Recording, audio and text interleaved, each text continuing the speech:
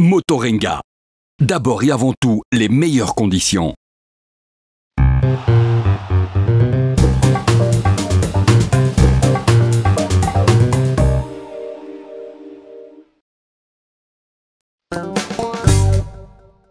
Bonjour et bienvenue dans ce numéro 53 de Carter et Piston, un numéro de décembre qui traditionnellement se fait au pied du sapin, un numéro dont voici le sommaire.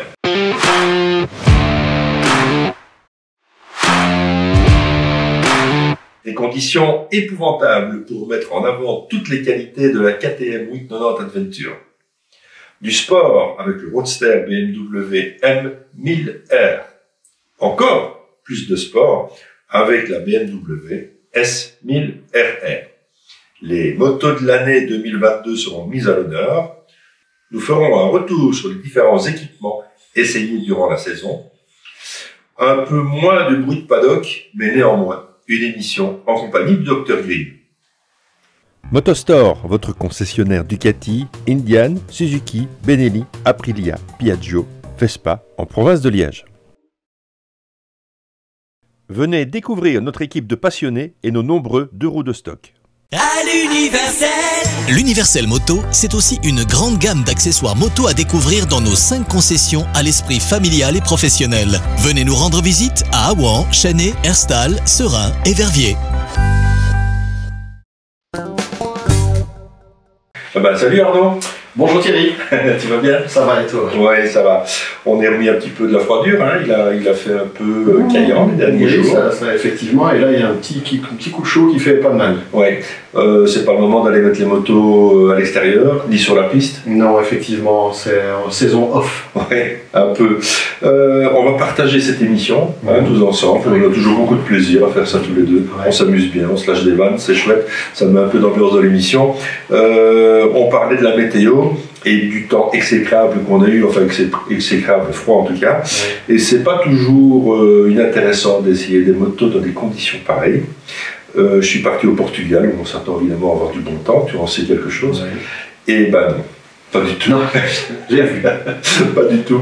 Écoute, ça a été épouvantable. On a eu de la pluie du matin jusqu'au soir, du brouillard. Je ne sais pas comment les photographes et les vidéastes ont fait, mais c'était vraiment très compliqué. Et finalement, ce n'était pas inintéressant. On part au Portugal essayer cette KTM 890 Adventure.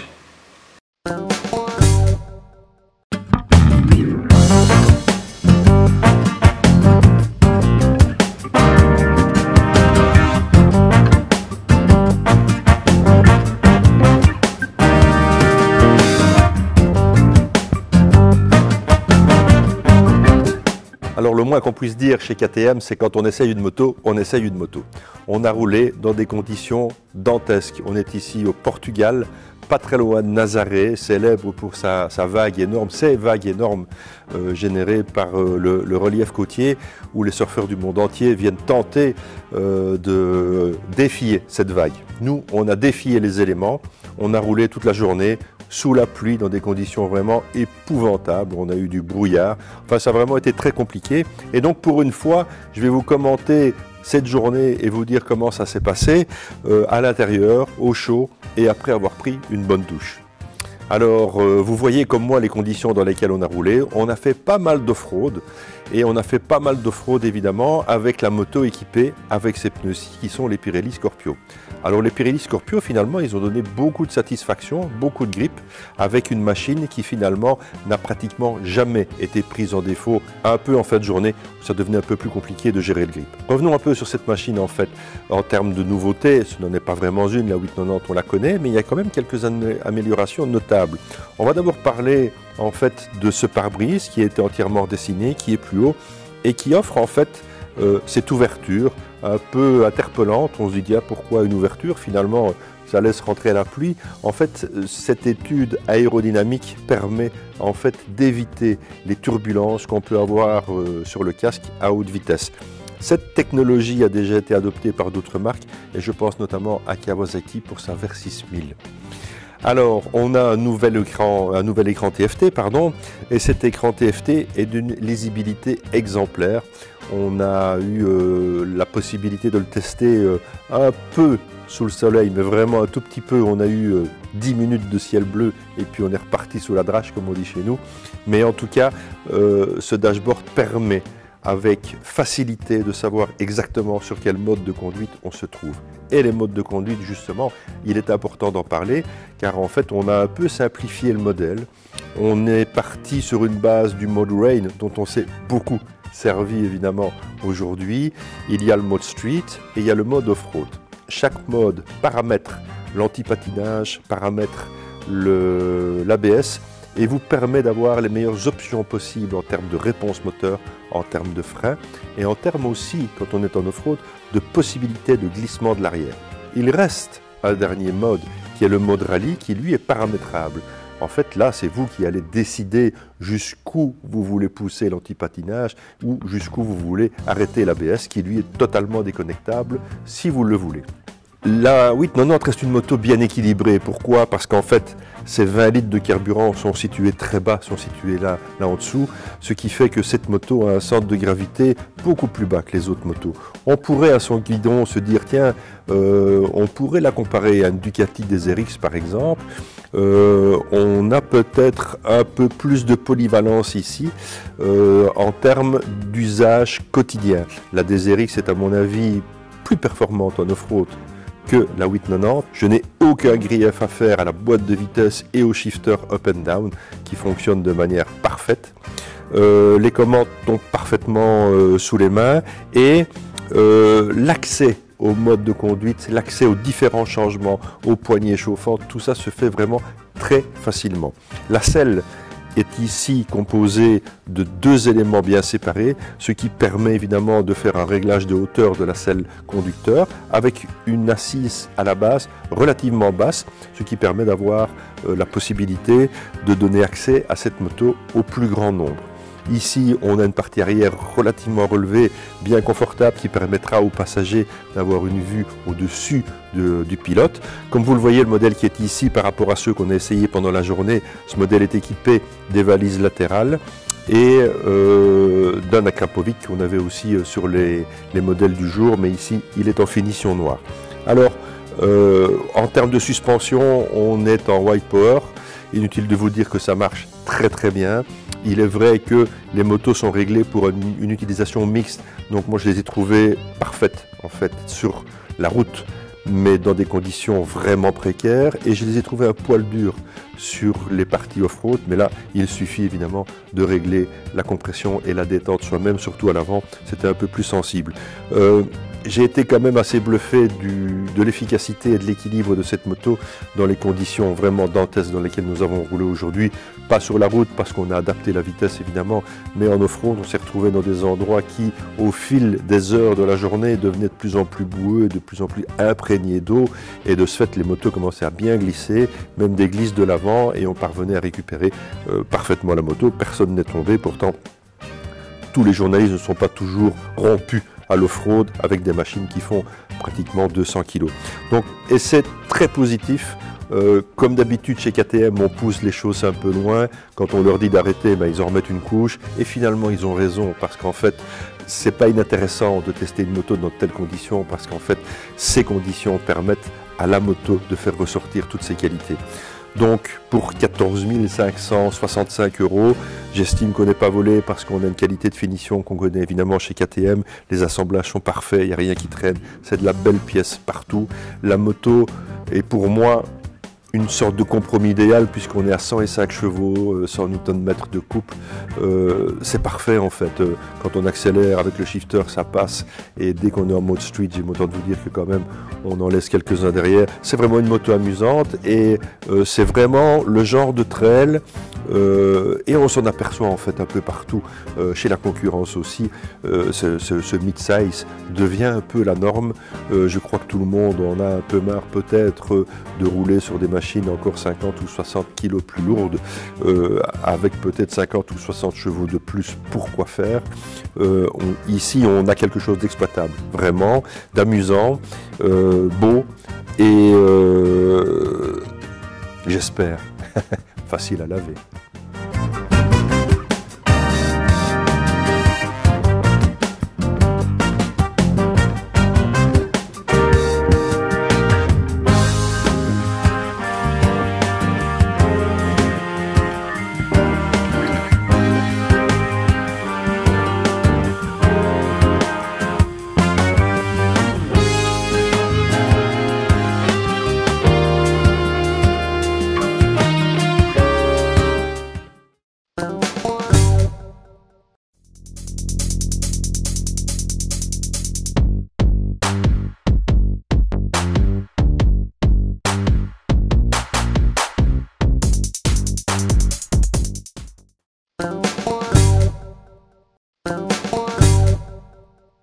Voilà, des conditions vraiment très compliquées pour essayer cette KTM. Et finalement, on se rend compte que quand on met des motos dans des conditions compliquées, ben, ça fait peut-être ressortir leur qualité et en tout cas le bon paramétrage de l'électronique. Ouais.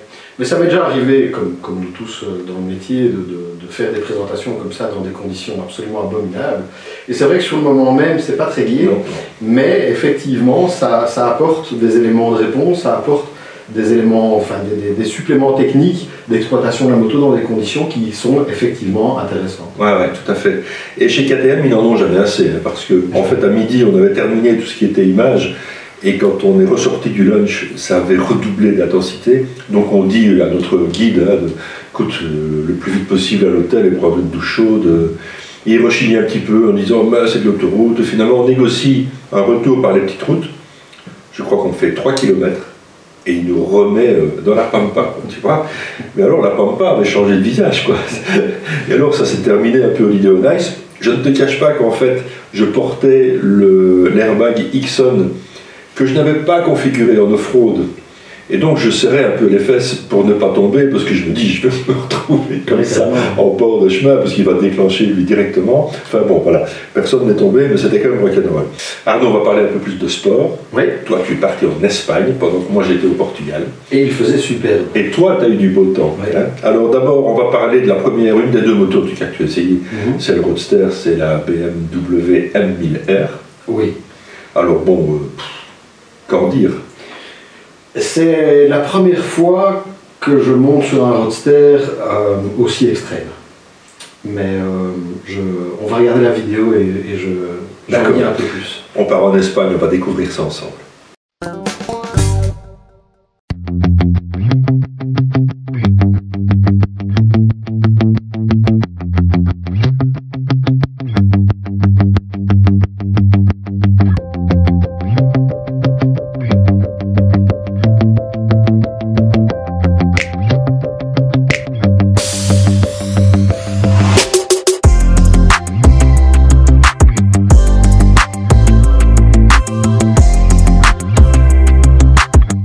Bonjour et bienvenue sur Carter et Piston. Eh bien, comme vous le voyez, je suis au bord de la mer dans le sud de l'Espagne où BMW nous a invités pour un double essai. À savoir que nous essayons aujourd'hui la machine que vous avez sous les yeux qui n'est rien d'autre qu'une une M1000R. Alors effectivement, actuellement chez BMW, la gamme des motos explose un peu et entre les S, les RR, les R, les M, on s'y perd un peu. Et donc je vais refaire un petit peu l'historique. Donc la S1000RR est la sportive carénée. De là est sortie la M1000RR qui est une super sportive mais encore plus haut de gamme avec des pièces performance et tout ça. Donc il y avait la S1000R qui est le Roadster et ce tout nouveau modèle est une M1000R et donc c'est le nouveau Roadster de la marque, le nouveau Roadster sportif qui est badgé M et donc c'est un modèle que je vais qualifier de super sport. En fait c'est tout simplement une S1000RR à laquelle on a enlevé un R et donc on lui a enlevé son carénage et ça en fait un Roadster complètement déraisonnable, à savoir que cette machine développe pas moins de 210 chevaux et elle est dotée de performances complètement hallucinantes. Alors ici on l'essaye depuis ce matin, on a même eu l'occasion de faire 2-3 tours de circuit sur le circuit d'Almeria qui est tout proche. Aujourd'hui on parle bien de la M1000R. Alors bon, mais cette moto, c'est donc, comme je viens de vous le dire, c'est exactement une S1000RR déshabillée, mise en roadster, avec un grand guidon, avec de l'aéro. Ici, il y a de grandes ailettes de part et d'autre de la machine. Ça, c'est quelque chose qui va apparaître de plus en plus sur les modèles parce que ça aide à plaquer la moto. Et je peux vous assurer qu'avec les 200 chevaux, c'est nécessaire parce qu'elle monte en wheeling en première, deuxième et troisième. Et bon, j'ai pas essayé en quatrième, je pense pas qu'elle monte en quatrième, mais je peux vous assurer que et alors les vitesses sont quand même assez hallucinantes. Pour vous donner un ordre d'idée, cette moto prend 153 km/h en première vitesse. Bon, ça vous donne un petit peu une idée. Il pourrait la sortir avec 3 vitesses et je pense qu'il y en aurait assez. D'ailleurs, on vient de faire toute une grande balade, là, on vient de faire 50-60 km et objectivement, oui, c'est vrai que pour un peu creuser entre les périodes de run, eh bien, on a mis la 4, la 5 et la 6 pour se balader, mais sinon, en attaque et en balade à rythme soutenu, ben, la 2e et la 3e ont fait l'affaire et il n'y avait pas besoin des autres apports. Bon, ben, que dire d'autre à propos de cette machine? Ben, disons que les amateurs de roadster de grosses cylindrées et avec beaucoup de chevaux ne vont pas être déçus. C'est clair que la concurrence a dégainé avant BMW. L'année passée, BMW a sorti sa S1000R dans une version assagie par rapport à la S1000RR. Donc c'était une moto qui faisait 160 chevaux. Bon, comme la concurrence a tiré fort et a développé des motos de plus de 200 chevaux, ben BMW s'est dit bon, ben, si c'est comme ça, bon, ben, nous on peut le faire aussi. Et donc ben, ils ont sorti ce roadster qui est tout simplement la S1000RR déshabillée. Alors au niveau ergonomie, c'est une moto qui est relativement confortable au niveau de la selle. C'est pas une moto particulièrement faite pour les grands gabarits. Je dois avouer que pour moi qui fais 1m72, je me sens tout juste bien dessus et les quelques autres pilotes un peu plus grands se sont sentis un petit peu à l'étroit. Alors bonne nouvelle, il y a quand même une selle optionnelle qui est plus haut de 2 cm qui aide aussi, et il y a la possibilité évidemment d'adapter des commandes reculées pour un petit peu changer la position. Au niveau, bon, ce qui est assez étonnant quand on monte sur la moto pour la première fois, c'est que le guidon est très droit et très large. Et on se dit, bon, ça va être quand même compliqué. Ben non, en fait, c'est plutôt naturel. La position est relativement bien faite. Et au niveau des commandes, ben, on retrouve tout l'accastillage de course, les navigations. Bon, la quantité d'options est incroyable. Alors évidemment, comme toujours chez BMW, il y a pas mal de packs disponibles pour toutes sortes d'options. Alors je ne vais pas le détailler ici parce que ce serait trop long, mais bon voilà, c'est un petit peu dommageable parfois et idéal dans d'autres cas parce que tout le monde n'a pas besoin de toutes ces options. Mais c'est vrai que quand on tape dans le carnet des options, le prix peut vraiment flamber assez fort. Et donc je vous laisse pour aujourd'hui, je vous remercie pour l'écoute et comme d'habitude sur Carter et Piston, gaffe sur la route!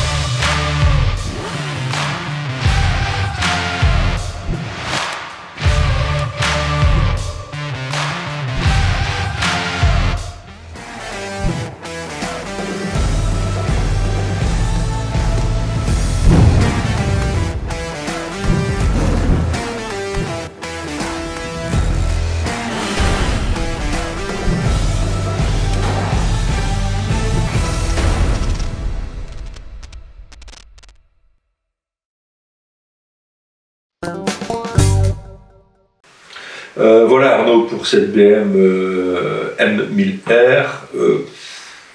Et en fait, presque toutes les marques ont fait une sorte de super roadster, enfin presque toutes, beaucoup. Il y a Ducati avec sa Street Fighter V4, il y a Kawasaki avec sa H2. Mais bon, est-ce qu'il est bien raisonnable de mettre ça sur la route? Je ne veux pas faire le rétrograde ou le vieux jeu, mais bon, c'est quand même des motos démoniaques. Complètement, et pour la première fois, je suis vraiment tombé sur une moto, je me suis dit, c'est trop. Voilà. Pourtant, il y a aussi donc la V4 de chez Ducati qui est en roadster, il y a aussi la MV Agusta qui, à mon avis, doit avoir, le même effet trop, parce que c'est un 4 cylindres, et en fait, la différence avec le V4, c'est que le V4 a une plage d'utilisation. Oui. Le V4 a une plage d'utilisation qui est plus restreinte que le 4 cylindres de la BM, qui monte jusqu'à 14 000 tours. Et donc, en fait, là où la V4 Ducati de 210 chevaux aussi s'arrête, et bien, en fait, la BMW propose encore 3000 tours d'allonge, et là, ça devient stratosphérique, et c'est vraiment complètement fou. Donc, pour rappel, on est pratiquement à 160 km/h en première. Oui, 157, oui. Oui, c'est complètement délirant. Et en même temps, c'est vrai que on ne peut pas dire que du mal. Alors certes, c'est trop, oui, c'est trop.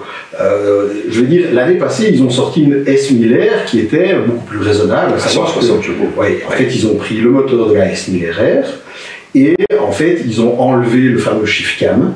Ils l'ont reparamétré pour avoir plus de couple. Ils ont fait une moto, un roadster compact, assez léger, de 160 chevaux. Ils se sont dit, voilà, on se positionne avec ce modèle qui est très bien. Et en fait, je pense qu'effectivement, c'était parfait comme ça, et je dirais beaucoup plus exploitable. Là, on rajoute 50 chevaux dans le même cadre, dans le même châssis, et en fait, ils ont préservé précisément le même moteur que dans la S1000RR. Ils n'ont rien touché, c'est vraiment exactement le concept du on touche à rien, on enlève juste les carénages, on met un guidon droit, et en plus, ils ont réduit, ils ont mis une dent en moins, ils ont mis une dent en plus à l'avant, pour avoir un moteur plus réactif. C'est encore pire, quoi. Ah oui, c'est la folie furieuse. Moi, je me suis dit, vraiment exploiter. Bon, alors, la moto est très facile, elle est très maniable, elle est très agréable, elle tourne très facilement. C'est bizarre ce grand guidon. Hein. Ouais, mais on s'y fait vite, et même moi qui suis pas très grand, ça m'a pas du tout gêné. Et donc, c'est une moto vraiment, vraiment maniable, facile d'utilisation, dans les bas et mi-régime. On va dire que c'est une moto complètement... civilisé. Oui, enfin, oui. On pourrait la donner à un débutant. Bon, maintenant, quand tu dépasses les 8-9 000 tours minute, là, tu passes dans une autre dimension, et la moto devient, oui, bien évidemment dangereuse, parce que je disais, alors pourtant, on était quand même sur des routes idéales, on est dans le sud de l'Espagne. On est pas coupé quand même quand on voit les images. Hein. Les conditions sont idéales, on n'est pas avec le réseau routier belge et tout ça, donc on peut y aller. Et bien malgré tout, je me suis dit, mais aller 2 fois jusqu'à la zone rouge, c'est presque mourir. Quoi. Je veux dire, il faut vraiment le vouloir, et aller pousser cette moto dans ces derniers retranchements, c'est la peine de mort assurée. Oui, c'est dingue quand même de se dire ça, parce que finalement, c'est des motos qui sont entre guillemets en vente libre, qui sont aux alentours de 25 000 €, donc ça donne un rapport prix-performance complètement hallucinant sur la route. Et on sait que maintenant il y a des limitations un peu partout. Alors il ne faut pas faire le rétrograde, c'est un peu le même cas avec une supercar de 600 chevaux ou 700 chevaux, même si ça va beaucoup plus fort une moto comme ça. On n'est pas obligé de rouler tout le temps à 300 km/h. Mais quand même, c'est des motos un peu poussées au crime, parce que dès qu'on ouvre un peu, en fait il n'y a aucune limitation qui tient derrière ça. Écoute, je pense que les constructeurs, ça se vend. Hein, c'est une vitrine, on peut appeler ça comme ça. C'est une vitrine, oui. Ouais. Bon, précisément, comme je viens de l'expliquer, c'est la S1000RR à laquelle on a enlevé les carénages, pour la ligne. Toute l'électronique dont on reparlera plus tard, parce qu'elle est vraiment hyper sophistiquée, est précisément la même aussi que la S1000RR. Ils ont encore atteint un cap supérieur en termes d'électronique, et cette moto est disponible, mais je pense que ça reste à l'escalade, et puis les constructeurs arrivent à montrer quand même des chiffres, avec notamment Ducati qui a sorti donc le Street Fighter V4 qui a bien vendu ce Street Fighter de 900 chevaux, et donc au contraire certains ont boudé la BMW en disant oui mais elle ne fait que 160 chevaux. BMW a dit si c'est comme ça, on va en mettre une couche. S'ils veulent le même moteur, ils payeront le même moteur et ils l'auront, et il est sur le marché. Ouais. Donc voilà, je pense que ça reste une escalade, Et voilà, qu'en penser? Bon, ben, on devient vieux, donc, donc nous, on n'est pas les acheteurs potentiels de ce type. Bah écoute, forcément, c'est pas une moto qui me tente au quotidien. En tout cas, si, à rouler une fois un peu avec, oui, bien sûr, mais pas au quotidien. On va pousser le délire encore un peu plus loin, parce que bon, là, on était sur la M1000R, et puis alors là, mais là, on se destine quand même beaucoup plus à une utilisation piste. On va parler en fait de la S1000RR que tu as essayé dans la foulée en fait en Espagne sur circuit alors à ce moment-là. Oui, circuit d'Almeria. Oui, voilà. Eh bien, nous partons à Almeria et on en reparle après.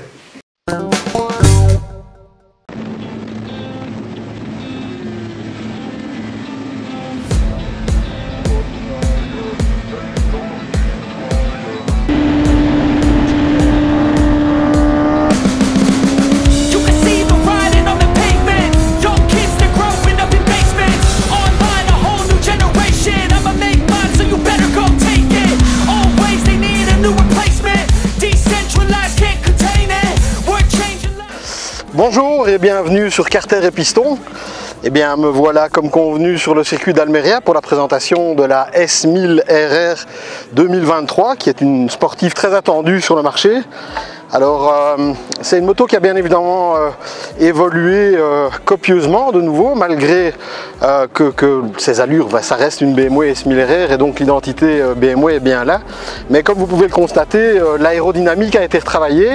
Donc on a vraiment toute la partie aéro au niveau ici frontal qui est encore plus efficace. Donc comme vous le voyez, toute la partie frontale a été revue. Donc au niveau aéro, bon, mais c'est quelque chose qu'on va voir de plus en plus ces prochaines années. Évidemment, c'est en vogue en MotoGP, mais ça arrive en Superbike. Et donc effectivement, on va voir des motos qui vont évoluer de plus en plus au niveau aéro. Et là, c'est copieusement corrigé pour avoir encore plus d'appui sur l'avant et pour encore limiter les wheelings. Alors la moto a évidemment aussi, comme toujours, été améliorée au niveau moteur.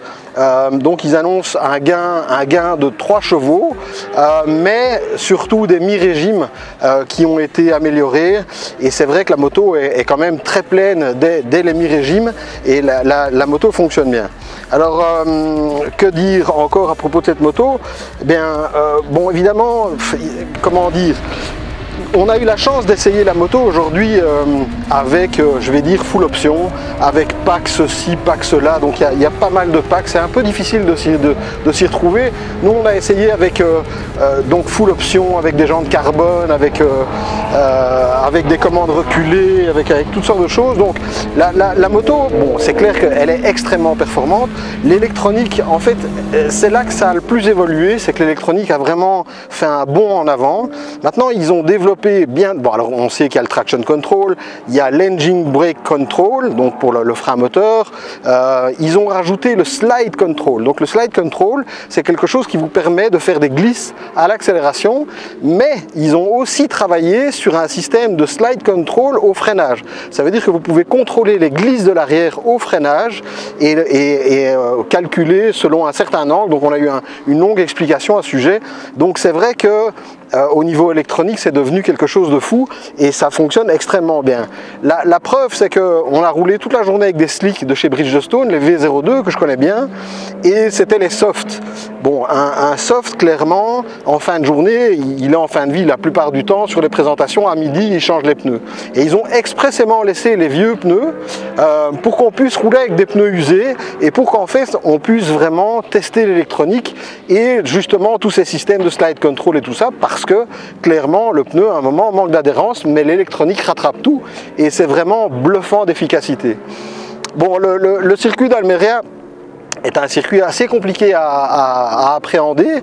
Ça faisait longtemps que je n'étais pas venu, il y a beaucoup de virages à l'aveugle, on passe énormément de temps sur l'angle et il n'y a pas spécialement de bout droit, c'est pas vraiment un circuit pour 1000 cm3 entre guillemets, mais néanmoins la moto se débrouille extrêmement bien, le freinage est... Enfin bon, une fois de plus, nous on a eu la version évoluée avec le freinage de la M, donc c'est difficile de dire, enfin de toute façon je pense qu'elle freine super bien, mais voilà, que ce soit au niveau du freinage, bon, l'électronique a vraiment explosé et va aussi prendre de plus en plus d'importance sur ces modèles.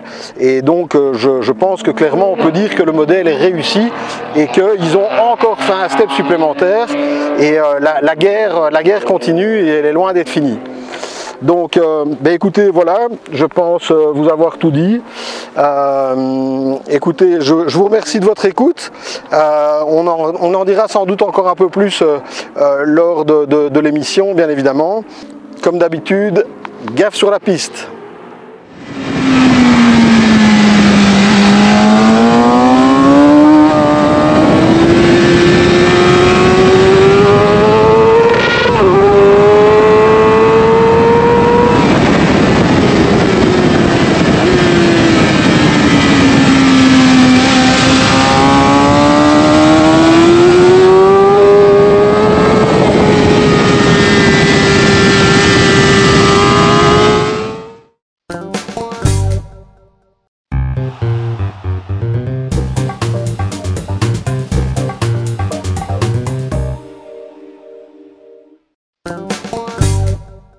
Voilà donc pour cette 1000 RR.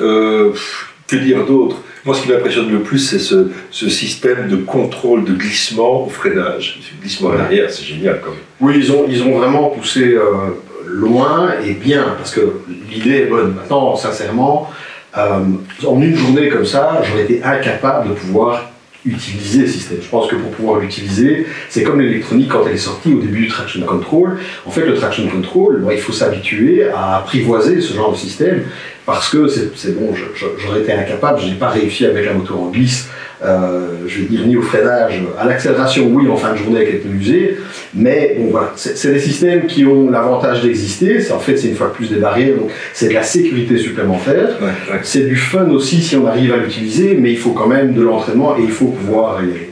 Bon, c'était un essai qui était beaucoup plus dans mon registre et plutôt c'est ma cam si tu veux. Donc là, je dirais que bon, on est sur la S1000RR qui a encore évolué. Bon, comme je le signale, c'est vrai que ce qui est beau et intéressant, c'est de voir que l'aéro change et évolue pas mal. Bon, maintenant, une fois de plus, dire qu'on l'a senti, pas senti, entre l'ancien et le nouveau, difficile à dire.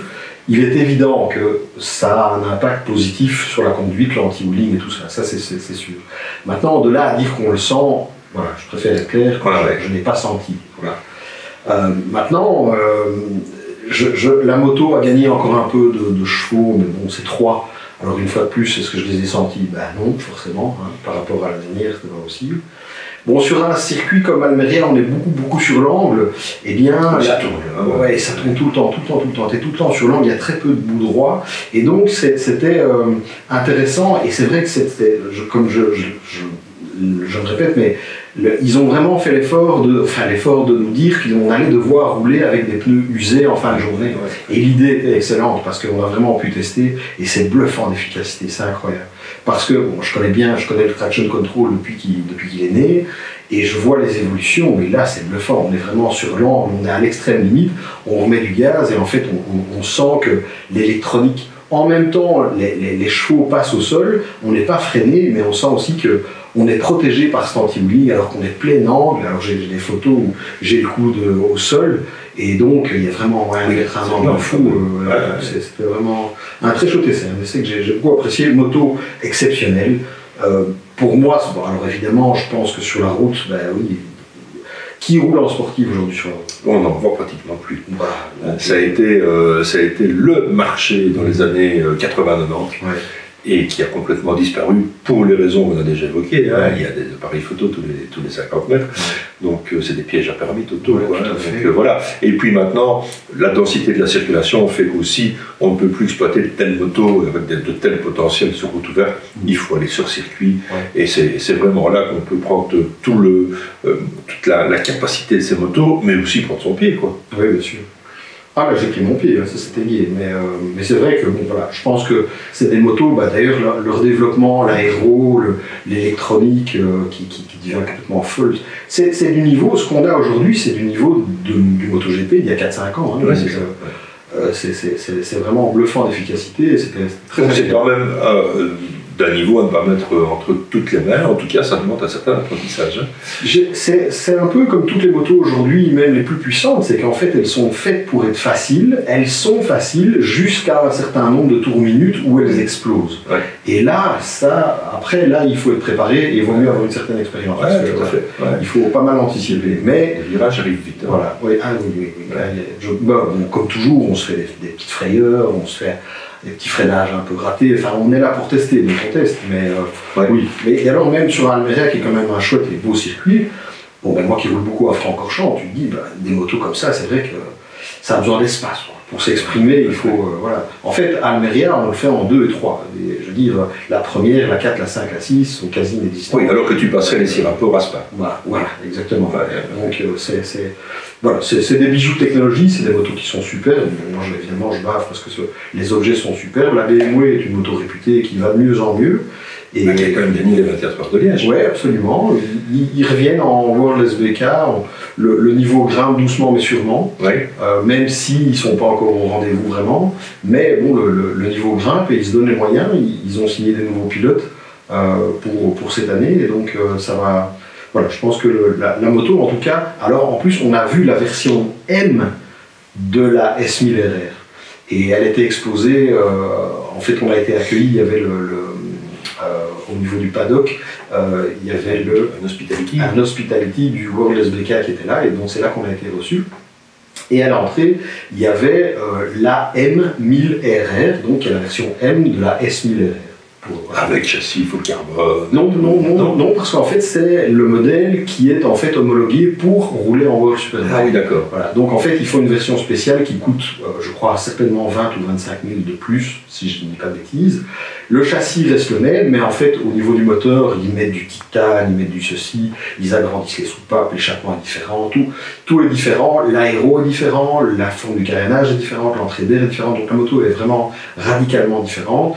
Mais c'est une base pour vraiment engager dans un championnat national de très haut niveau ou Superbike. Et là, je pense qu'avec cette moto qu'ils vont amener l'année prochaine, ils vont encore gravir un échelon.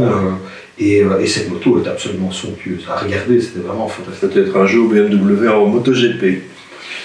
Bah, ce serait chouette. Ouais, ce serait pas mal. Maintenant, il crie haut et fort que non. Ouais, ça fait longtemps qu'il crie non, mais je trouve qu'il s'en rapproche très fort. Ouais. Mais bon, on verra bien. Bon, bah, les essais, c'est toujours évidemment intéressant. On en fait beaucoup sur l'année. On en fait beaucoup plus. Oui, je suis d'accord. On a eu, le Covid n'a pas arrangé les choses. Ouais.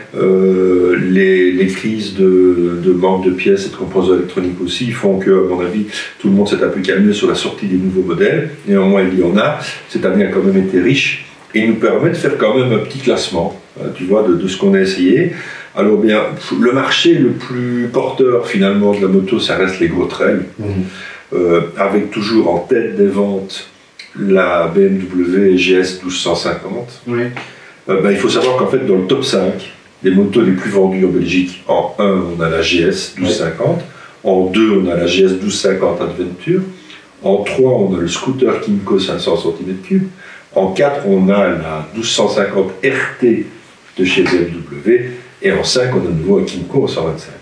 Ce qui veut dire que sur 5 motos classées, sur les 5 premières motos, BM en affiche 3, et le reste ce sont des scooters. Donc pour vous dire le niveau de vente de ces fameuses GS. Néanmoins, cette année, on a eu la Tiger 1200 qui est sortie, moi que j'ai trouvé vraiment très très emballante dès le début. On est partis ensemble, même au Luxembourg, la tester avec la KTM 1290 et la GS. J'allais dire, c'est vrai que ces chiffres sont assez interpellants. Alors on sait que c'est une valeur sûre et tout le monde veut la GS, mais aujourd'hui il y a de vraies alternatives. Vraiment, enfin je veux dire, pendant des années, moi il me semblait que la GS était intouchable dans ce secteur parce qu'il n'y avait pas de réelle concurrente. Aujourd'hui, il y a des constructeurs qui ont développé des modèles qui tiennent la route, si bien je puis dire, et effectivement la Triumph Tiger, la KTM, il y a la V4, bien sûr, et donc tout à fait. C'est impressionnant qu'elle garde quand même toujours ce prestige et cette première place des ventes, malgré, et pourtant Dieu sait si la concurrence s'accroche. Ah, ils y vont, mais le marché, évidemment, le marché est juteux. Néanmoins, cette année, je vais quand même décerner la palme du meilleur trail à cette Tiger 1200, oui. parce que d'abord, c'était un peu la nouveauté de l'année. Oui. On attend avec impatience la nouvelle GS 1300, voire 1400. Il y aura apparemment 2 versions. En attendant, cette Tiger 1200 a allié pas mal de suffrages. Elle existe en 5 versions, 3 qui sont plus destinées à la route et 2 à l'off-road, avec une route 21 à l'avant. Ma préférence va avec celle qui a la route 21 à l'avant. Vraiment très chouette moto, avec laquelle on peut vraiment s'amuser. Le 3 cylindres est épatant, vraiment très bien. Et j'ai le souvenir d'une boîte de vitesse complètement folle, avec un squid shifter exceptionnel. Génial, génial, c'est vrai. Et on avait pris beaucoup de plaisir au guidon de ces 3 motos au Luxembourg durant une canicule assez exceptionnelle. On va passer au GT qui reste aussi. Et le dîner de l'année. Et le dîner de l'année. Oui, ça, on va quand même. Écoutez, on va vous le raconter parce que ça, c'est quand même exceptionnel. On est à la fin du, on est à la fin du test. On est reçu par l'Office du tourisme du Luxembourg dans un magnifique château qui est le château d'Urspel. Si mes souvenirs sont bons.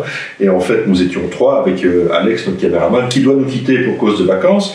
Et on se retrouve à 2 avec une table réservée, en fait, qui était initialement réservée pour nous 3 avec le caméraman. Et on se retrouve à 2, tous les 2 avec le même t-shirt. À l'époque, rappelez-vous, Arnaud arborait de magnifiques mèches blondes. Et nous arrivons près du garçon sur une magnifique terrasse. Il fait une chaleur de Dieu pas possible. Et le garçon nous reçoit en nous disant ah oui, vous avez une table réservée par l'Office du Luxembourg et vous avez un souper romantique. Alors il faut remettre tout dans son contexte. On est sur une terrasse extérieure absolument sublime. Tout est en blanc, chaises houssées blanches. On aurait dit un mariage. C'était vraiment alors que des couples, mais que des couples autour de nous, puisque c'est vraiment le truc pour aller faire un petit week-end avec sa petite femme et d'aller faire un petit clou. Il ne faut pas lâcher dans un truc comme ça, évidemment. Hein. Donc la première chose qu'il a fait quand le garçon est arrivé, c'est qu'il a pris ma main et il m'a demandé ce que je voulais boire. Donc ça, c'est la petite anecdote. Rien n'a été filmé, je vous assure, mais on se souviendra longtemps de ce repas. Et des regards de notre entourage. C'était exceptionnel. Je me suis senti. Voilà. Bon, voilà, on ne va pas vous ennuyer plus longtemps avec ça, mais on a bien rigolé quand même. On va parler des GT. Ouais. Hein, on va parler des GT. Moi, j'ai orienté mon choix dans 2 écoles radicalement différentes, parce qu'en GT, on peut faire du GT entre guillemets pantouflard et dans l'hyper confort en tout cas, ou dans le côté un peu plus sportif. Donc d'un côté plus sportif, on a la Ninja 1000 SX, qui est une GT extraordinaire parce que c'est vraiment une machine à bouffer du kilomètre, mais qui reste quand même avec 143 chevaux sous le capot, un moteur qui va vraiment très bien, une moto qui nous emmènera très loin, mais aussi très vite. Et moi j'adore cette moto parce que le moteur qu'il y a est exceptionnel. À côté de ça, on a la BMW K1600 Grand Américain. Alors là, on est dans le débord, oui, le paquebot. Le pare-brise est à mon avis plus large que celui de certaines voitures. Le pare-brise électrique, quand il se dresse devant vous, vous avez l'impression qu'il y a un mur, vous ne sentez plus rien, en fait, il n'y a plus de vent, plus rien. Siège chauffant, poignée chauffante, stéréo à bord, siège grand confort pour la passagère, top caisse où vous pouvez mettre, je sais pas, peut-être 3 casques, c'est gigantesque. Voilà. C'est le tourisme vu autrement, mais en tout cas, quelle efficacité. On est avec un 6 cylindres, donc ça reste quand même très plaisant en termes de réponse, en termes de couple et en termes de bruit. Donc voilà quand même une moto qui, malgré son apparence pataude, est une moto qui avance et qui est bien foutue. Oui, ils ont réussi à donner des qualités dynamiques à ces motos assez étonnantes. Hein. On s'attend à souffrir et se dire oui, c'est tout. Et puis nouveau, c'est comme souvent, idem que la GS 1200, c'est que oui, sur les 2 premiers mètres, c'est un peu lourdingue, et puis c'est un vélo. Et puis voilà, dès qu'on fait 20 km/h, c'est un vélo. Et c'est pour. Enfin, les gens ne s'imaginent pas quand on monte sur des motos comme ça et qui sont en fait si faciles à conduire. Oui, tout à fait. Ça réclame quand même un peu de circonspection dans les demi-tours et la manière dont on se parque. D'ailleurs, il y a une marche arrière, c'est pas pour rien, parce que si vous garez un peu comme ça, vous ne sortez pas la moto. Ça, c'est sûr et certain. On va rester un peu dans le tourisme, mais dans le mid-size, c'est-à-dire les moyennes cylindrées. Et là, cette année, je trouve que Kawasaki a fait une revisite de sa Versys 650, vraiment très intéressante, très très bonne moto, qui fait parfaitement le job, même à 2, même chargé. Moto avec largement assez de chevaux pour faire tout ce qu'il y a à faire à moto. Donc voilà, je trouve que le segment de la moyenne cylindrée commence à gagner beaucoup de terrain. Ouais. sur tous les niveaux. Je crois Il y a que tout le une belle monde, évolution. oui, vraiment. On revient à des tarifs qui sont un peu plus raisonnables. Ah, il y a ça. Hein. 2, à des poids de moto plus raisonnables, Ouais, à des puissances aussi. Il n'est pas nécessaire. C'est vrai que c'est amusant d'avoir 140, 150, 160 ou 200 chevaux sous la poignée, mais c'est difficilement exploitable. D'ailleurs, on le voit dans le classement suivant, on va rester dans le mid-size, dans les moyennes cylindrées, mais les trails, où là on a fait un essai tous les deux de la Ducati des RX, on s'était très très bien amusé, très très bonne moto, très sympa, très belle moto, vraiment. Excuse-moi de t'interrompre. On la voit beaucoup, enfin moi je suis quelques influenceurs Ducatisti et des choses comme ça, et on la voit beaucoup voyager cette moto, et toujours dans des conditions, je vais dire, d'off-road vraiment. Oui. Elle touche vraiment un public qui veut aller faire de l'off-road. Oui, tout à fait. Et donc je pense qu'ils ont tapé dans le mille avec cette moto parce qu'elle a aussi le look, l'efficacité, et c'est une très bonne moto. Oui. Alors, je l'ai mise à côté d'une nouveauté qu'on a essayée en 2022. Vous venez d'en voir l'essai, qui est plutôt le modèle 2023, mais je l'ai mise dans le classement. C'est cette KTM 890 Adventure que je viens d'aller essayer. Donc vous avez vu les images, par sa polyvalence, par son accessibilité et par son côté qui vous permet de faire peut-être un peu plus de choses au quotidien qu'une excessive des RX qui est un peu plus typée off-road. La différence se tient là, à vous de savoir ce que vous allez faire avec votre moto, évidemment. On va parler maintenant, on va faire un tour vers le bas, les toutes petites cylindrées. Moi j'ai vraiment adoré, c'est la Royal Enfield classique 350 que j'ai roulé vraiment en long et en large au Maroc, puisque c'est la moto avec laquelle j'ai terminé la saison sur mes voyages au Maroc.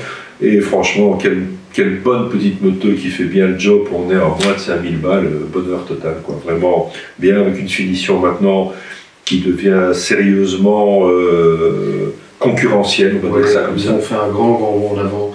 On termine par un secteur qui n'est pas spécialement celui qu'on aime le mieux, mais qui fait partie du jeu, c'est les électriques.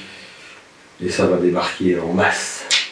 Ça va faire partie du paysage en tout cas. Et là vraiment, je trouve qu'il y a un modèle qui sort du lot, c'est Zero qui a osé faire un trail, la DSRX, et qui est vraiment une moto épatante, efficace, même en off-road, et une moto avec laquelle on peut vraiment prendre du plaisir, aussi bien sur route qu'en off-road. Moi j'ai vraiment été étonné des capacités de la moto. En off-road évidemment on peut réconcilier les gens puisqu'on ne fait pas de bruit. Ça reste une moto assez lourde, hein, donc les espaces doivent quand même être un peu calculés. Hein. Elle n'est pas plus lourde qu'une GS ou un non, on est bien d'accord, hein, mais on est dans le même type de poids. On est à 250 kg, si mes souvenirs sont bons. Donc, avec un couple de folie. Hein. Ben oui, même parfois un peu trop, parce que bon, dès qu'on ouvre, évidemment, il faut des pneus adaptés. Mais elle est réussie, elle est vraiment réussie. Puis elle a une belle gueule, et sur route, c'est vraiment efficace. Maintenant, ça reste toujours un tout petit peu juste en termes d'autonomie, à mon sens, et de temps de recharge, mais bon, voilà. Donc voilà un peu pour le tour des motos de l'année. C'est notre jugement à nous, évidemment, qui ne regarde que nous. Qui n'engage. Oui, et qui n'engage que nous, parce que ça vous regarde aussi, finalement, t'as raison. Je voulais simplement ajouter que les motos d'aujourd'hui, il n'y a plus vraiment de mauvaises motos. Non, je dirais qu'à mon avis, l'industrialisation et les nouveaux concepts d'industrialisation font que toutes les pièces sont de meilleure qualité. Les standards de qualité sont adaptés. Donc c'est vrai que c'est au même titre que les bagnoles. Hein. Avant, il y avait vraiment des bagnoles qui avaient des défauts bien connus. Aujourd'hui, ça arriverait, ce serait considéré comme un scandale. Oui, tout à fait. Et là, maintenant, toute la difficulté de notre activité, c'est de remettre notre curseur à zéro quand on monte sur une moto, d'essayer de se dire, tiens, cette moto a été pensée par le fabricant pour une telle utilisation, pour un tel type d'utilisateur, et de l'utiliser comme tel. On ne va pas aller avec une Versys 650, s'amuser à mettre le coude par terre, et finalement sentir la moto qui se tortille, et finalement se dire, c'est pas une bonne moto. Donc voilà. Et donc il y a très très peu de motos avec des défauts énormes. Il y a toujours bien une petite chose ou l'autre à améliorer, on est d'accord, et c'est là toute la difficulté du métier d'aller les chercher. Néanmoins, on ne va pas se plaindre, hein. On fait un très beau métier, mais on veut dire par là que si vous voulez vous faire une idée sur les modèles qu'on vient de citer, les modèles qu'on a mis en avant, allez chez vos concessionnaires. On va avoir un mois de janvier sans salon cette année, donc ça vous le savez où vous l'apprenez. Profitez-en pour aller chez vos concessionnaires. Il y aura des journées salon organisées partout et cet effet salon, à mon avis, va durer jusqu'au printemps avec diverses actions chez pratiquement tous les concessionnaires, tous les fabricants en tout cas. Et donc profitez-en pour prendre rendez-vous, aller essayer les motos si le temps le permet. C'est vous qui devez vous faire une idée, parce que si nous on vous dit que la Ducati des Eric c'est très bien, ou en l'occurrence on lui oppose la KTM 890 Adventure, peut-être que pour vous ce ne sera pas ça du tout, mais vous devez vous faire votre idée, parce que c'est vous qui allez rouler au quotidien avec les motos. On va faire un petit tour de l'actu et on se retrouve tout de suite après.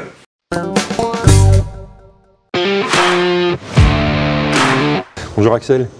Bonjour Thierry. Tu vas bien? Oui, ça se passe bien. Ouais. Axel, tu es le district manager pour Kawasaki sur la région belge. Et en fait, à ce titre-là, tu as plein de choses à nous dire au sujet de Kawasaki, parce que Kawasaki a d'abord fait des annonces assez extraordinaires lors du salon EICMA sur les nouvelles technologies. Et là, Kawasaki va nous sortir des choses assez incroyables. Tout à fait, tout à fait. Donc, on a annoncé à l'EICMA qu'on va sortir très bientôt d'ailleurs des 2 modèles électriques. D'accord. Très rapidement après, on sortira aussi une moto hybride, donc vraiment moteur à combustion plus électricité, à utiliser ensemble ou séparément. Enfin, c'est vraiment quelque chose de très attrayant. Et Kawasaki est aussi occupé sur beaucoup d'autres technologies qui seront sans doute le futur, comme l'hydrogène, mais aussi le biofuel. En hydrogène, on est d'ailleurs le leader d'un projet ensemble avec beaucoup d'autres marques pour développer des tout nouveaux moteurs. Ouais, vous seriez quand même les précurseurs à lancer l'hydrogène sur 2 roues. Alors bon, tout ça c'est bien beau, c'est des effets d'annonce, mais on peut s'attendre à voir ces motos quand? Les électricités, c'est pour 2023. Hein. Les motos électriques, c'est maintenant. C'est maintenant. Donc en fait, avec ces véhicules électriques, on va se retrouver sur des motos équivalent 125, je crois, hein, c'est ça? C'est exactement ça. Donc il y a une Z électrique et une Ninja électrique. D'accord. Ok. Donc c'est très intéressant aussi au niveau permis, parce qu'en fait, ça veut dire que pas mal d'utilisateurs et de détenteurs d'un permis voiture vont avoir accès à ce genre d'engin. Tout à fait. Tout à fait. Exactement. Excellente nouvelle, donc on attend évidemment avec impatience 2023 et la sortie de ces véhicules pour les essayer, parce que c'est un monde nouveau qui s'ouvre à nous aussi, journalistes, et on est très curieux évidemment d'essayer ces nouvelles machines. Kawasaki aussi aura, comme d'habitude, parce que vous êtes vraiment une marque dynamique et chaque année il y a un lot de nouveautés, qu'est-ce qu'on peut s'attendre pour 2023? En 2023, on a pour commencer la H2 SX qui a été tout à fait renouvelée cette année, mais pour l'année prochaine s'ajoute en fait le gros phare automatique. Ah oui, donc en fait, c'est quelque chose qui vient de la voiture, ça. Donc, c'est-à-dire qu'on fonctionne en gros phare, dès qu'un véhicule vient en face, on repasse en phare normal. Quand le véhicule est passé, ça repasse automatiquement en gros phare. C'est exactement ça. C'est du confort supplémentaire et de la sécurité, parce que le gros phare, c'est quand même intéressant sur une moto. Ça éclaire aussi un tout petit peu l'extérieur et ça donne évidemment un champ de sécurité supplémentaire. Très bonne idée. Vous êtes les premiers, je crois, à faire ça en moto. Je pense que oui. Honnêtement, je ne suis pas sûr. Mais en réfléchissant un peu à ce que moi j'entends autour de moi, je n'ai pas encore entendu ça ailleurs, donc c'est très bien. Mais la H2SX, c'est vraiment la vitrine technologique. Bien sûr. Avec le cruise control adaptif, le détecteur d'angle mort dans le rétro, donc c'est vraiment une usine à gaz, je dirais, au niveau technologique. Ceci dit, le détecteur d'angle mort est, à mon avis, une des avancées de sécurité principales des dernières années, parce qu'on est tous motards. Toi, comme moi et comme nos téléspectateurs, on s'est tous fait très peur déjà avec une voiture ou quelque chose qui était dans les angles morts. Et ça, c'est vraiment quelque chose de c'est très chouette quand on roule avec, effectivement. Oui, vraiment. Alors bon, la H2, c'est une chose, mais il n'y a pas que ça. Non, on a aussi sur notre mi-gamme 650, on a quand même adapté au niveau de la sécurité. On a ajouté sur la Z650 et la Ninja 650 le traction control. D'accord. Donc Kawasaki œuvre pour la sécurité du 2 roues. On est quand même sur tous des accessoires qui ne font qu'augmenter la sécurité active et passive de la conduite du 2 roues. Donc moi, ça, je trouve ça fantastique. Et tant qu'on peut en remettre, il faut en remettre, parce que les performances des machines augmentent. Donc il faut que l'électronique nous aide. Et si elle peut nous aider, même sur des machines qui en ont moins besoin, une 650 n'a peut-être pas besoin de traction control, mais le jour où on en a besoin, s'il est là, il nous sauve. Exactement, exactement. Et on ne roule pas toujours non plus sur des routes qui sont parfaites. Hein. Donc ah bon je ne sais pas. Donc c'est quand dans des circonstances, je dirais, où il y a beaucoup moins de traction, que forcément c'est très utile. Et en Belgique, ça va servir, ça c'est sûr. Malheureusement. Alors bon, cette année, il n'y a pas de salon. Certains s'en réjouissent, d'autres moins. Moi, je trouve que c'est pas une mauvaise nouvelle. Tout le monde a suivi le pas, mais c'est pas pour ça qu'on s'endort sur nos lauriers. Je crois que tout le monde a décidé évidemment de faire des actions. Alors chez Kawasaki, il y a des actions salon qui vont se poursuivre après sur un promo tour, je crois. C'est ça? Oui, c'est plus ou moins ça, tu peux dire comme ça. Donc pour commencer, je voudrais vraiment dire que déjà au niveau des concessions, je veux dire, presque toutes les nouveautés 2023 sont en concession. Donc, ce qui est une bonne nouvelle. Ce qui est une bonne nouvelle. On est toujours, à ce niveau-là, on est toujours assez rapide. Donc c'est vraiment les semaines salon chez les concessionnaires. Donc on a aussi investi... je te coupe 2 secondes, il faut quand même le dire, allez en concession, allez voir vos concessionnaires, il y a des machines à vendre. Il y a des machines à vendre. Il y a des machines à vendre, donc c'est quand même vachement important. Ouais. Exactement, exactement. Et on a aussi investi, comme on le voit ici, dans tous des showrooms, je veux dire, allez, très dédié, un niveau supérieur. Très très beau. Donc raison de plus pour aller voir les concessionnaires. Ouais. Et effectivement, les promotions, j'allais presque les oublier. On a sorti aussi bien en journal papier, mais aussi en digital, un journal pour les semaines salon, où il y a toutes les promotions. Il y a presque sur chaque modèle une promotion, et ça peut aller à un avantage de 1 600 €.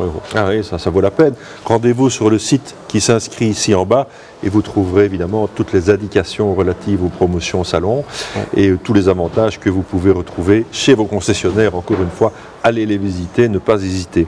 Ça, c'est pour les promotions salon qui débutent là maintenant et qui vont s'arrêter quand ?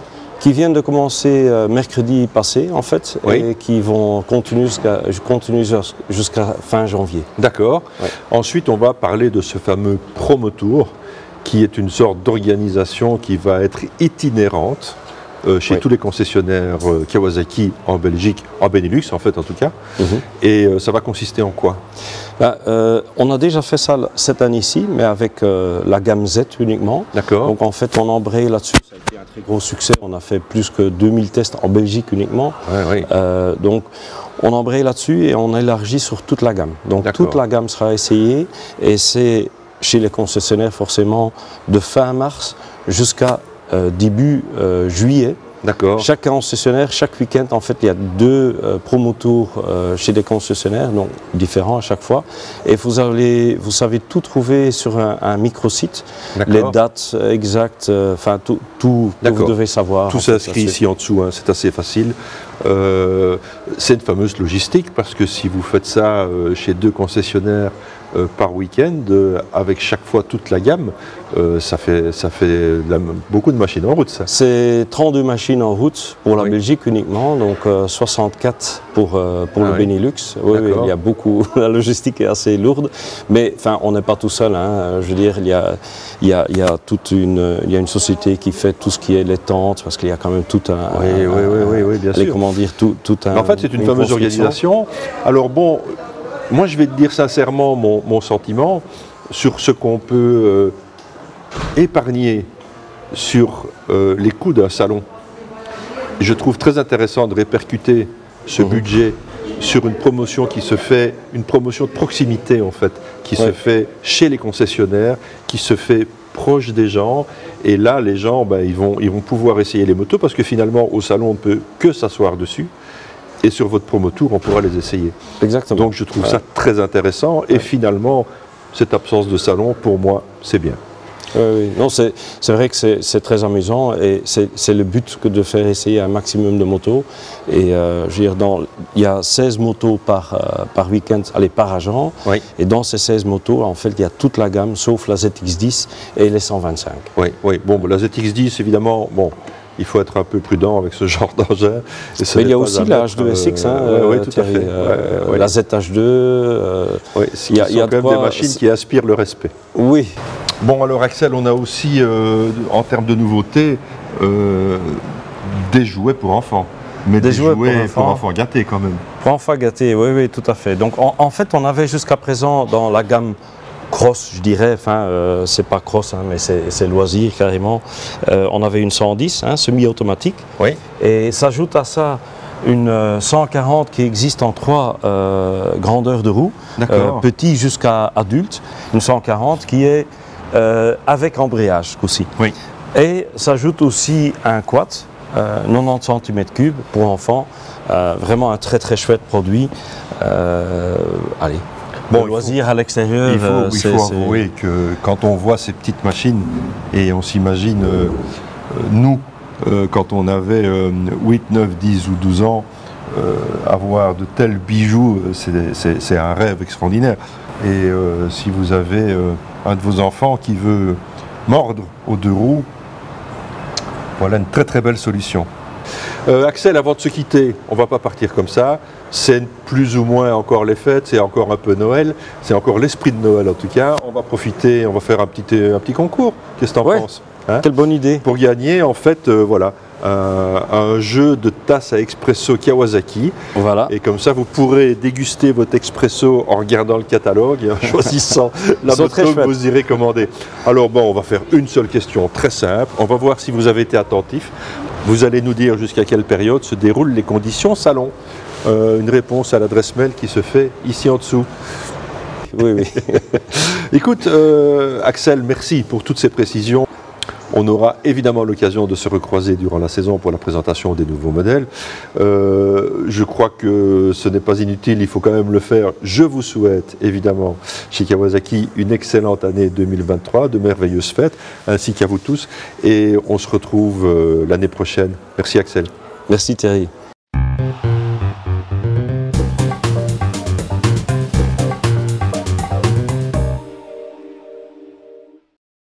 Depuis 1973, l'usine italienne Bimota a toujours fait rêver les motards par le caractère exclusif et performant de ses machines. Depuis 2019, la branche européenne de Kawasaki s'est associée avec Bimota pour présenter dorénavant des machines motorisées par le constructeur japonais. Au sommet de la hiérarchie se trouve la Tessie H2 animée par le 4 cylindres turbocompressé. Une puissance démoniaque évidemment, mais aussi des solutions techniques comme ce train à vent particulier en alu taillé dans la masse ou cette étude aérodynamique très poussée. Toujours doté d'une finition haut de gamme, ce bijou se négocie aux alentours des 64 000 €.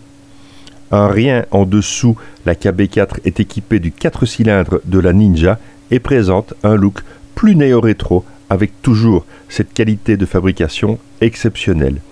Rouler en Bimota est un privilège qui, pour cette KB4, vaut 36 500 €. BMW Motorrad présente les éditions anniversaires R90 100 ans et R18 100 ans.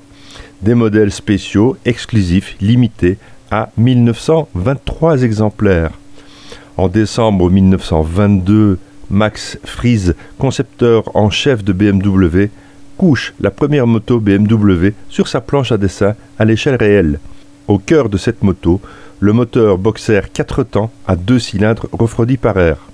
La première moto BMW, la R32, est présentée en septembre 1923. C'est le début de la production des motos BMW et celui d'une success story sans précédent.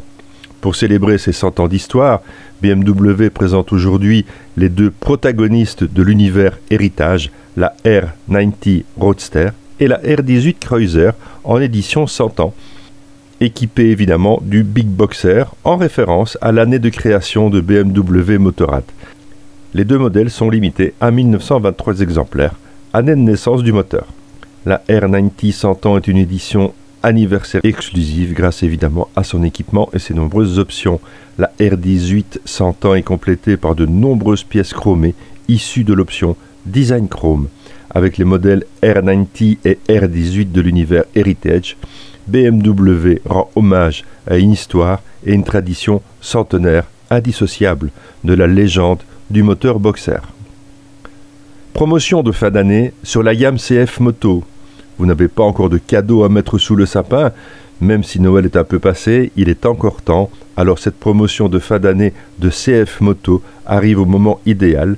Jusqu'au 28 février, vous pourrez bénéficier d'une promotion de 500 € de cashback sur toute la gamme CF Moto.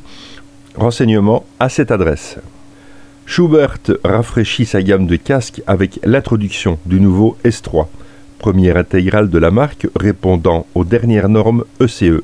Sécurité, confort et qualité de fabrication restent au rendez-vous pour 649 €. Toujours chez Schubert, le E2 est la seconde génération de casques Aventure. Un mélange entre le modulaire et le off-road, de nombreux essais en soufflerie, détail des matériaux, études poussées en off-road en font un produit abouti, une qualité qui a un prix puisque ce E2 est proposé à 799 €. Ces produits seront bientôt à l'essai dans Carter et Piston.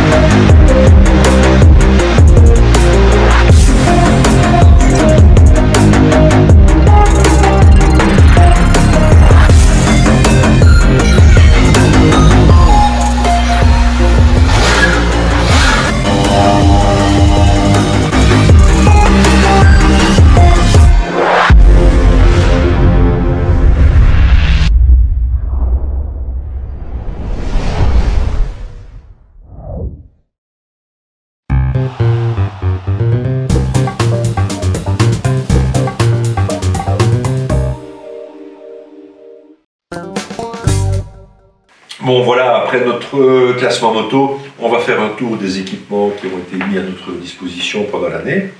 On va commencer rapidement par les casques. Partenaire de longue date, Shark a mis à notre disposition ici un Spartan RS que j'ai essayé évidemment à plusieurs reprises durant l'année. Comme d'habitude, très confortable. C'est toujours un peu particulier à l'essai des casques parce qu'on a des têtes qui ne vont pas à certaines marques en fait. Et donc, moi j'avoue qu'il y a certaines marques de casques, j'ai un problème, ça me fait mal ici, c'est un dessin de calotte qui ne me va pas. Je dois admettre que chez Shark, c'est un peu comme une chaussette. Moi je mets ça et j'ai pas de problème. Casque très confortable, muni d'un écran fumé. Là, on peut le voir ici, voilà, comme ça. Très facile avec le port de lunettes aussi, tant qu'on a des branches, ça c'est valable un peu pour tous les casques, tant qu'on a des branches relativement fines, c'est assez facile de mettre des lunettes. Et à partir d'un certain âge, il est nécessaire de mettre des lunettes pour pouvoir lire les tableaux de bord. Si vous voyez ce que je veux dire. Très content de ce Shark. Toi, tu roules en Shark aussi? J'ai beaucoup roulé en Shark, parce que j'ai été supporté par Shark pendant de nombreuses années aussi. Oui. Mais pour le moment, je roule avec un AGV, parce que c'est un ensemble avec ma combinaison qu'on verra juste après. Et Shark, oui, c'est une marque très dynamique, c'est une marque française qui développe de très belles choses. Ils sont très actifs, très performants, j'aime beaucoup. Moi j'ai eu le contraire, les anciens Shark, j'avais la fameuse barre là, et puis quand ils sont sortis l'évolution du RSR, après j'ai eu tous les autres et ils me vont effectivement comme un gant. Et pour moi, je dirais en utilisation de piste avec les modèles sportifs, c'est le meilleur casque à mettre sur la pluie. Parce qu'ils fournissent un masque, ils sont conçus d'une manière où, je veux dire, c'est le casque fantastique, et Dieu sait si j'en ai essayé beaucoup. Ouais. Et c'est des casques qui sont quand même très techniques, et je salue, je dirais, le développement de chez Shark. Oui, il y a beaucoup d'aération, il y a de l'aéro, comme on peut le voir ici. Il y a un écran Pinlook, évidemment, pour la buée, ça c'est vraiment toujours très bien. Il y a une position intermédiaire pour pouvoir rouler avec une visière légèrement ouverte, de l'aération frontale, de l'aération au niveau du menton. Bien conçu, bien foutu. Mais c'est qualitatif, quand tu regardes l'intérieur, déjà ici sur les bords, il y a du cuir là. Je trouve que le rapport qualité-prix chez Shark est vraiment grand. Oui, parce qu'on est à 369 €, donc c'est quand même pas exagéré. Alors ici, on a la GV K6. qui lui est un casque entre le casque sportif et le casque de tourisme. Alors quand je dis entre, pourquoi? Parce qu'en fait il a un peu les qualités d'un casque de tourisme par son confort à haute vitesse, sa stabilité à haute vitesse, il est très nervuré et ça doit certainement participer à sa stabilité. Je le trouve un tout petit peu plus bruyant qu'un Shark. On peut juste regretter l'absence d'un écran additionnel fumé qui vous oblige à porter des lunettes de soleil en dessous, mais lunettes de soleil ou lunettes de vue qui sont parfaitement adaptables. On est là à 479 €. On va maintenant passer sur le Schubert. Alors bon, ça avait un peu une image qu'il fallait dépoussiérer. Hein. Oui. Parce que Schubert, à un moment donné, c'était les gars qui roulaient en GS, ils avaient tous un Schubert. Il faut admettre, il faut le dire, c'était moche. Vraiment. C'était moche. C'était moche. Alors là maintenant, écoutez, ça c'est un modulable en fait. Donc il faut quand même admettre que là ils ont fait un effort. Ils ont même fait un effort de décoration. On dépoussière vraiment l'image du Schubert. Et là on est dans une gamme de prix évidemment plus élevée, mais on est avec une qualité assez exceptionnelle. Donc c'est allemand, donc déjà. Voilà, c'est très très bien fini. Ouais, c'est muni évidemment aussi de son écran fumé. Il y a un pinlock au niveau de la visière principale, aération parfaite. Et c'est un casque qui est relativement léger pour un modulable. Évidemment, on est à 769 €. Donc c'est un peu le prix de la qualité. On voit qu'il est complètement prééquipé pour des systèmes de communication. Absolument, ouais. Il est, voilà, tout ça est prêt ici, donc on met les accus ici derrière et tout est intégré dans le casque. Voilà, bon. C'était moche, ça l'est de moins en moins, parce que ça fait quelques années qu'ils bossent. Ils ont même fait un modèle sportif qui est franchement pas mal du tout. Mais ils sont en train de sortir toute une gamme en fait dont on a parlé dans l'actu. Ouais. Vous venez de le voir, et même en off-road. Et donc voilà, j'ai un peu boudé pendant quelques années les systèmes Schubert parce que franchement le look laissait un peu à désirer. Et là j'ai ce casque depuis 2 mois à mon avis, j'ai pas roulé beaucoup avec, j'ai fait un essai ou 2. Sincèrement c'est vraiment bien, ça vaut le détour. Le confort doit être au rendez-vous avec Ah oui, vraiment. Et alors une insonorisation pour un modulable assez impressionnant. Oui, c'est forcément. Ils font des très bons casques. Vraiment très très bien. Voilà, ça c'est pour les casques. On va parler de cette veste Segura qui est la Segura Irvine. Comme vous le voyez à l'écran derrière moi, je l'ai essayé pendant la saison. C'est une veste en fait qui correspond à un usage été en tout cas, c'est une veste relativement légère, mais à un usage urbain. Et c'est une veste qui ne fait pas trop motard en fait. Donc vous descendez d'un scooter évidemment, je crois que je l'avais essayé sur un scooter d'ailleurs, c'est parfait, mais je l'ai essayé aussi sur des trails et des choses de différentes fonctions, de différentes finalités, et j'ai trouvé que cette veste, d'abord j'aime bien la coupe, j'aimais bien la couleur, c'était très sympa à porter qu'un jean, et voilà, c'est une veste qui coûte 190 €. Et donc pour ce prix-là, je trouve que c'est vraiment bien, c'est du Segura. Les motards connaissent un peu certainement cette marque parce que c'est une marque qui est très très vieille, et c'est français. Et c'est vraiment très bien foutu, il y a une capuche ici, c'est évidemment avec les normes CE, il y a des renforts coudes, il y a des renforts épaules. Comme je roule tout le temps avec un airbag, j'enlève les protections d'eau pour ne pas faire doublon et avoir des vestes qui vous gonflent comme ça. Il y a plein de petites poches partout, c'est du tissu étanche et respirant.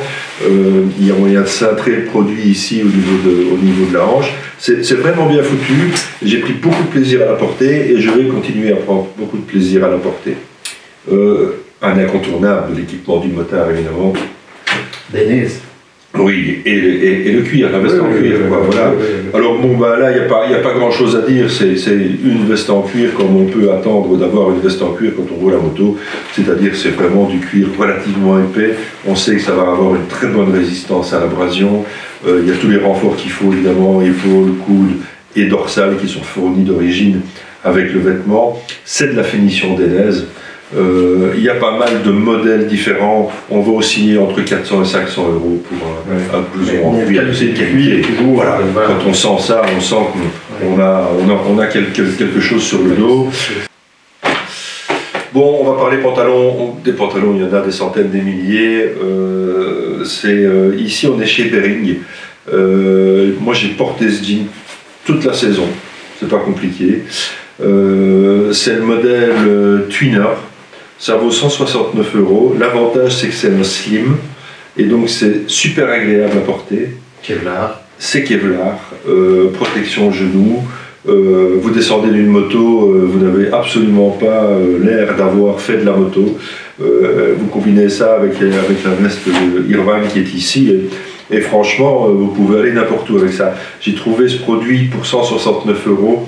Vous avez la possibilité de rouler avec un vêtement cool, mais d'avoir aussi surtout une bonne protection, parce que la différence entre un jeans comme ceci qui est conçu, qui a une norme CE, et un jeans normal, après 5 mètres de glissade sur le bitume, vous sentez la différence, croyez-moi bien. Donc je crois que quand on veut acheter, je vais dire, on veut acheter un 501, ça coûte combien un 501 maintenant? C'est presque 200 balles. C'est presque 200 balles, ben voilà. Alors, si tu veux la version trouée, qui est déjà pré-trouée, tu mets 20 ou 30 balles dessus. Ah oui, ben voilà. Oui, les trous plus chers. Et ici tu as un vêtement avec du Kevlar, avec des protections et tout ça, et ils sont à 160 balles. Donc pas besoin de te dire que les grandes marques font des bénéfices confortables sur leurs jeans. Oui, c'est vrai, voilà. Ça c'était la petite touche je me révolte. Pardon. Bon, on va faire table rase de tout ça et on va parler de la pièce maîtresse. Bon voilà, alors là c'est la pièce un peu maîtresse. Combinaison DNS DR, qui est en fait la combinaison MotoGP. Oui, absolument. Celle-ci, c'est la dernière reçue, qui est super, que j'aime beaucoup. Elle est en kangourou. C'est le modèle Mugello. Et donc, en fait, c'est aussi un partenaire depuis de longues années, DNS. J'ai eu l'occasion déjà de tester le système d'hier. Tu m'étonnes. Voilà. Et donc ça marche vraiment bien, et quand on voit ici la finition aujourd'hui, le niveau de détail qu'ils arrivent à donner ici au niveau du logo et tout ça, il y a un niveau de personnalisation qu'ils veulent mettre. Oui, voilà, en fait, ils font des choses assez exceptionnelles dans les coutures. Il faut dire que ceci est quelque chose qui est personnalisé, donc il y a un département chez DNS qui vous permet d'avoir les combis comme vous les voulez. Ça fera l'objet le mois prochain d'un reportage complet, parce que c'est une belle aventure de créer sa combi, et on ne va pas le faire ici en un coup de cuillère à peau, on le fera avec le représentant de la marque le mois prochain. Donc voilà, mais voilà, ce sont des combis haute performance. Voilà, ici on a le petit R qui veut bien dire qu'il y a un airbag intégré à cette combi, et il faut dire qu'il vaut mieux avoir un airbag, parce que quand on a un furieux comme notre ami Arnaud qui commence à user ses sliders de coude, il vaut mieux avoir...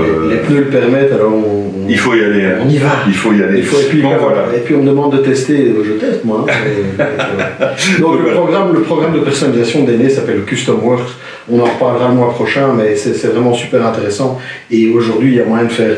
Le nombre de gens qui aimeraient faire une combi personnalisée, aujourd'hui, DNS donne des possibilités, alors certes, à un certain prix, mais les possibilités sont immenses, et alors vous avez vraiment une personne qui s'occupe de votre design, et ça va loin. C'est vraiment un super produit, et je suis très heureux de l'avoir reçu. Allez, bon, on en reparle. Allez, on va terminer ce petit tour d'horizon des équipements avec deux paires de chaussures qui sont des chaussures été, cool. Moi j'aime bien de rouler, comme vous l'avez vu, imaginez la veste Irvine de tout à l'heure, le jean de chez Bering, une paire de style Martin comme ça qui ressemble vraiment furieusement à une paire de baskets, mais qui sont beaucoup plus rigides, qui ont un bout renforcé, qui protègent bien la malléole, qui ont un renfort sélecteur. C'est une paire de baskets qui coûte 140 €. Je crois qu'une paire de New Balance, c'est ce prix-là, et ça protège beaucoup moins.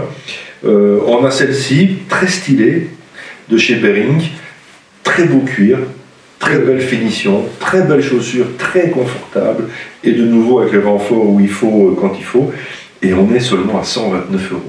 C'est pas cher. C'est pas cher du tout, hein. Et donc, voilà, je sais que je les ai utilisés. J'arrête le supplice. Non, mais c'est aussi, c'est des trucs géniaux, c'est que aujourd'hui, il y a Pour le prix, je trouve franchement que c'est vraiment sympa. Ouais. Bon, le mieux c'est d'aller faire un tour évidemment chez vos concessionnaires, chez vos vendeurs de matériel.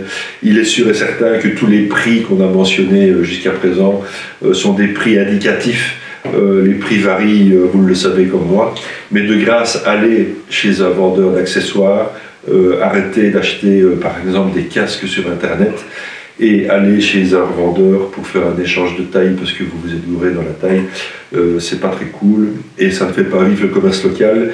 Et on s'aperçoit que c'est eux qu'il faut protéger pour le moment parce que la crise actuelle est due quand même beaucoup à la délocalisation qu'on a laissé faire et il faut essayer de garder chez nous un maximum de savoir-faire et un maximum de c'est pas compliqué si ça s'accentue. En fait, tous les détaillants vont disparaître. Ouais. Et donc, voilà, il faut penser à ça. Et alors, c'est vrai qu'on dit toujours sur Internet, oui, c'est 10 €, c'est 5 €. Enfin, 5 € ou 10 € quand on a un problème de service après-vente avec un produit qu'il faut changer et tout ça, mais parfois on est content vraiment de les avoir dépensés. Exactement. Parce que quand vous tombez sur un site Internet qui est là et qui n'intervient pas ou qui ne répond pas à vos mails, donc voilà, et puis il faut... C'est vrai qu'on vit tous des moments difficiles au niveau économique et je pense que les détaillants, tous les revendeurs ont besoin de vous. Et donc voilà, pensez-y avant de faire des clics sur Internet. Internet, c'est bien, mais voilà, pensez aux commerçants. Oui. Bon, je fais ma fille. Oui, n'oubliez pas. On arrive quand même tout doucement au terme de cette émission. Ça ne sert à rien d'en faire des tonnes. On a quand même fait un peu des tonnes aujourd'hui. On a beaucoup parlé. Il n'y a pas beaucoup de bruit de paddock. Bah, non, enfin il y a toujours des choses à dire. Moi je pense qu'aujourd'hui, alors il y a l'analyse de la saison, il y a toutes sortes d'avis qui sont très différents. Il faut mentionner rapidement qu'en World Superbike, en fait, il y a pas mal d'évolutions. Il y a des nouveaux modèles qui arrivent. Kawasaki a homologué un nouveau modèle. Il faut savoir que BMW, je viens d'en parler, a homologué un nouveau modèle. Bon, Ducati a un modèle qui est plus qu'abouti puisque voilà, il a gagné. Voilà. Bon, maintenant, il faut aussi souligner le fait que Kawasaki, on leur a fait réduire leur nombre de tours minutes au moteur avant l'arrivée de la Ducati. Donc maintenant, on est en pleine discussion pour essayer de redonner un petit peu, remélanger les cartes. Donc le début de saison du World Superbike va être très intéressant, mais aussi par l'arrivée de beaucoup de nouveaux pilotes. Ouais. Il y a Dominique Aguirre qui est champion du monde, double champion du monde Super Sport 600, mais qui est double champion du monde cette année en Moto E, donc il a gagné les 2 titres. Et il arrive en Superbike et il devient le coéquipier de Rémi Garner qui débarque du MotoGP. Triste histoire, j'ai envie de dire, pour Rémi Garner. Même s'il va peut-être faire une très très belle carrière et je lui souhaite. Mais bon, il y aura toujours le Turc, il y aura toujours Réa, il y a des nouveaux... Le Turc qui est quand même pas annoncé en MotoGP. Je suis désolé de dire le Turc, hein, mais son nom est imprononçable. Moi j'y arrive une fois sur 2, hein, c'est Razgat Yolu. Je l'ai eu. Oui, en fait, on parle de lui effectivement en MotoGP en 2024.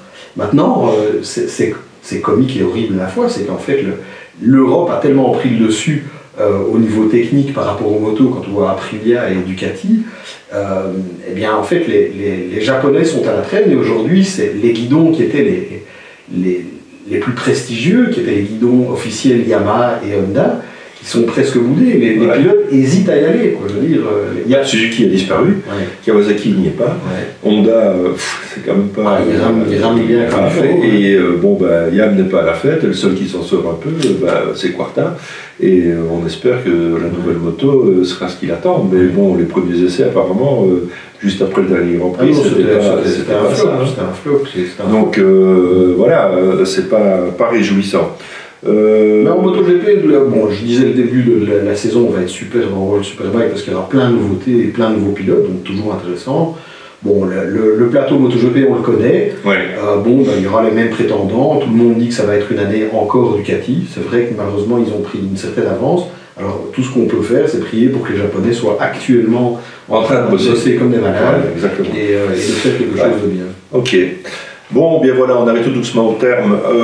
Juste avant de se quitter, quelques instants sur le Maroc. Je vous ai montré dans le dernier numéro, le voyage numéro 2, Le voyage numéro 1 évidemment est toujours présent. Allez faire un tour sur la chaîne YouTube, et sur ma chaîne YouTube vous trouverez évidemment les 2 voyages, vous pourrez visionner la vidéo, sinon il suffit d'envoyer un mail sur l'adresse qui est ici en dessous. Je ne presse personne, mais je crois qu'il reste moins de 10 motos attribuées pour l'année 2023. Donc voilà, ceux qui ont vraiment envie de partir, ça s'est rempli à une vitesse incroyable. Merci, merci. Et bienvenue à ceux qui s'inscriront pour venir partager une aventure avec nous. Voilà, avant de se quitter, évidemment, je voudrais vous remercier pour votre fidélité. Nous voudrions vous remercier pour votre fidélité, pour nous avoir suivis tout au long de l'année, pour vos messages d'encouragement, en cumulant, Carter et Piston et Highway2Hell Télévision. Je crois qu'on dépasse largement le 1 million de téléspectateurs cette année, donc c'est exceptionnel. Merci, merci 1000 fois. Qu'ajouter d'autre ? Continuez, surtout n'hésitez pas à commenter un maximum les posts et les publications, oui. Et quand on poste les émissions pour voir, voilà, on est toujours à l'écoute et prêt à améliorer. Si vous avez des suggestions, si vous avez des améliorations à suggérer, n'hésitez pas. Et puis n'hésitez pas à venir nous trouver. Bon, moi je suis beaucoup dans les paddocks et tout ça, Thierry est beaucoup un petit peu partout d'ailleurs. Oui. Et donc n'hésitez pas à venir nous serrer la pince quand on se croise dans la vraie vie, parce que ça fait toujours plaisir de croiser des gens. Ça donne l'occasion de discuter, et c'est agréable de discuter avec des gens qui regardent l'émission. Ouais, tout à fait. Donc voilà, on est open, et on a passé encore une belle année en votre compagnie et grâce à vous. Ouais. Donc, et ça se présente plutôt bien pour 2023. Oui, il n'y a pas je crois aussi. Voilà, on a plein de choses à faire, on a plein de choses à voir, on a plein de choses à vous raconter. On vous souhaite évidemment d'excellentes fêtes de fin d'année, une merveilleuse année 2023. On se retrouve l'année prochaine et gaffe sur la route. Motorenga. D'abord et avant tout, les meilleures conditions.